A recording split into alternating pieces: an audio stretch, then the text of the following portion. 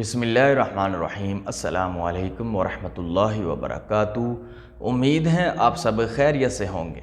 یا سلام یا اللہ، یہ عمل بہت ہی فضیلت والا عمل ہے، بہت ہی مجرب عمل ہے۔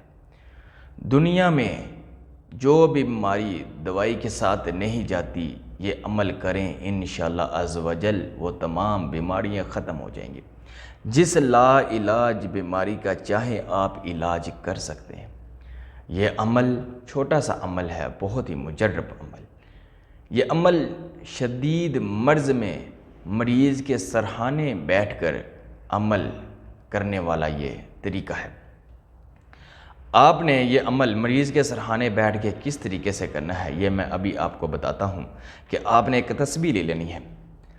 اس کے اوپر آپ نے 11 مرتبہ درود ابراہیم پڑھ لینا ہے، اور 7 مرتبہ الحمد شریف پڑھنی ہے، اور 7 مرتبہ آپ نے آیت الکرسی پڑھنی ہے۔ اس کے بعد آپ نے یا سلام یا اللہ اس طریقے سے پڑھنا ہے کہ جب آپ تسبیح پڑھیں تو آپ کے مریض کے سر کے اوپر یہ تسبیح مسح ہوتی رہے۔ آپ نے مکمل تسبیح یا سلام یا اللہ یا سلام یا اللہ پڑھتے جانا ہے، اور تسبیح مریض کے سر کے اوپر مسح ہوتی رہے۔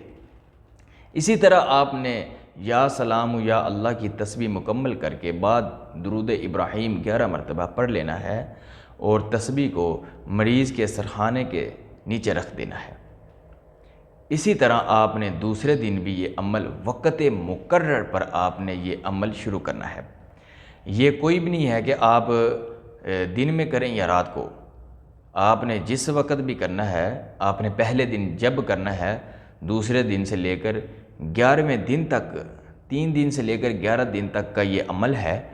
آپ نے یہ عمل وقت مقرر پر ہی کرنا ہے ہمیشہ۔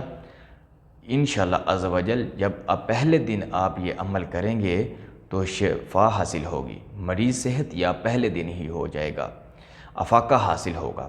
لہٰذا وقت کی پابندی بھی کرنی ہے، اور ساتھ ساتھ آپ نے نماز کی پابندی، طہارت کی پابندی بھی کرنی ہے۔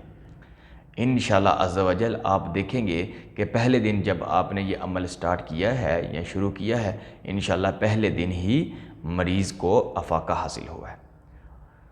آپ یہ عمل لازمی کریں۔ ایسے لوگ جو بہت ہی پریشان ہیں، جو بھی دوائیں کھا کھا کر اک گئے ہیں، تنگ آ گئے ہیں، یہ وہ عمل لازمی کریں۔